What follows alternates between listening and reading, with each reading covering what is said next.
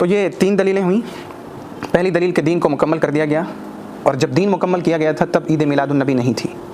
دوسری بات کہ نبی صلی اللہ علیہ وسلم نے فرمایا کہ جس نے دین کے اندر کوئی نئی چیز ایجاد کی جو دین کا حصہ نہیں ہے تو وہ چیز مردود ہے. اور تیسری دلیل کہ صحابہ کرام نے اس دن کو نہیں منایا جیسے ہم منا رہے ہیں، اس طرح سے نہیں منایا.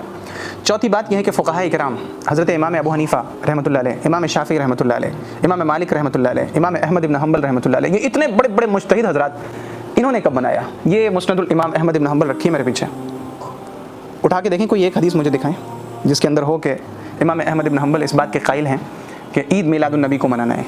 نہیں ملے گی، آپ ایک بھی حدیث نہیں دکھا سکتے. آپ دور دراز سے لے کے آئیں گے. بہت سارے ہمارے دوست احباب کہتے ہیں کہ جب حضور پیدا ہوئے تھے تو ابو لہب بڑا خوش ہوا اور اس نے اپنی باندی سے کہا کہ جا میں نے تجھے آزاد کر دیا. تو اس کی اس انگلی میں عذاب نہیں ہوگا کیونکہ اس نے رسول اللہ کی پیدائش کی خوشی میں اپنی اس انگلی کو ہلا کے کہا تھا کہ جا میں نے تجھے آزاد کر دیا. بھائی ابو لہب کی سنت دلیل نہیں ہے ہمارے لیے. ابو لہب کا طریقہ دلیل ہے یا ابو بکر کا طریقہ دلیل ہے؟ ابو بکر کا طریقہ دلیل ہے. یہ آپ ابو لہب کی بات کہاں سے لے کے آ گئے؟ اور یہ کس حدیث میں ہے کہ اس کو اس انگلی میں عذاب نہیں ہوگا؟ مجھے وہ حدیث دکھائیں. کہانیاں کرنے سے تو نہیں چلے گا.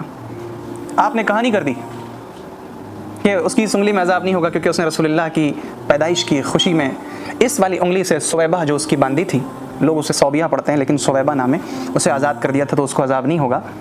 یہ کدھر ہے حدیث؟ مجھے دکھاؤ بھائی، یہ والی حدیث دکھاؤ.